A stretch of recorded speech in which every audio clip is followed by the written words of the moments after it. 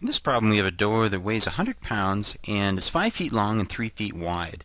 There's a cable that holds it open at a 20-degree angle, the cable can only support 70 pounds before it snaps. If we want to make a graph of the tension, or F, in the cable versus X, which is the distance the cable is attached in the X direction from that point O. And we want to figure out at what values of X can the door be safely held open. To start this problem, let's begin with a free body diagram looking down the X direction. So we're going to look at the side of the door. In our free body diagram, we've got hinges down here, and the hinges might act in some arbitrary vertical and horizontal direction. But we don't care about that. The problem isn't asking us the force on the hinges. We care about the force on the rope. And we've got the second part would be gravity acting right down the center of mass of the door. So we'll call that our weight. And then the third force, of course, is the tension in rope AB. So let's do the sum of moments in the X direction. And the sum of moments has to equal 0, and we don't need to include the forces of the hinges because we're starting out at point O. There's no lever arm there. We do have gravity. We do have the weight of the door, and that weight acts at a horizontal distance of 1.5 feet times the cosine of 20 degrees. So I'll include that in my sum of moments, and I've used a negative sign. It's a clockwise moment, so negative. The other moment we have is in the clockwise direction. It's due to the cable, of course. This one's a bit trickier, and we'll need to use a cross product because we've got components of the rope in the X, Y, and Z direction. So let's start by drawing a lever arm from point O to point B on that axis. It's the cross product of ROB with the force AB, the tension, and I'll write a subscript X here just to denote that we're dealing with a moment only in the X direction. We should find that this term is positive because the cross product from this perspective is counterclockwise. To compute this cross product, we'll first need to define ROB and FAB.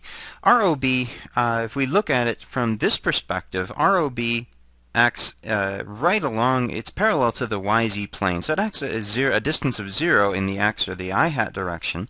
It moves to the right a distance of 3 feet times the cosine of 20, and it moves upward 3 feet sine 20 in the K hat direction.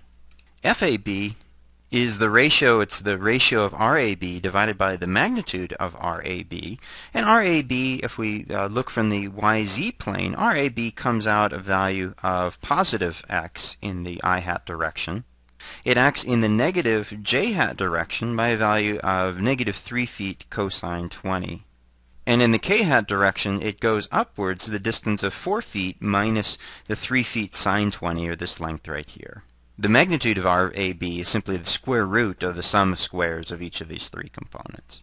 The cross product of ROB with FAB is the determinant of this matrix. But remember, we only care about the X component of the moment, or the I hat direction. So to compute the determinant of this matrix, it's the product of these two terms minus the product of these two terms. So here's the cross product, the X component of the cross product, and notice the negative sign cancels and we get a positive. We add the two terms. So here's a final expression for my sum of moments, which equals 0. Again, we've got a clockwise moment due to the weight of the door. The weight we know is 100 pounds for the door. And we also know the magnitude. Well, what this allows me to do is substitute in RAB for a value of X that satisfies the equation.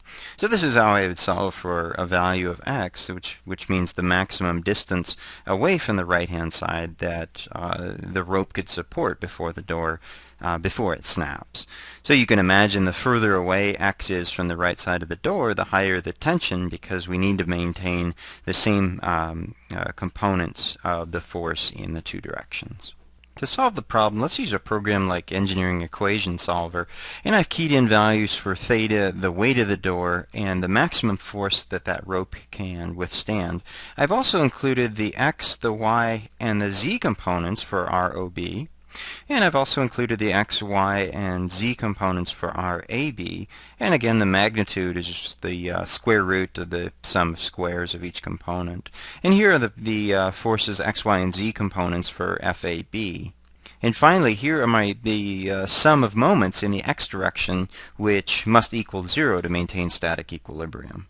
If I run it, what I come up with for a value of F of 70 pounds, I get a value of x of about 3.8 feet. So what this says is I could move point A to the away from the side of the door by a value of about 3.8 feet. If it's any longer than that, the rope would snap because it can only support 70 pounds.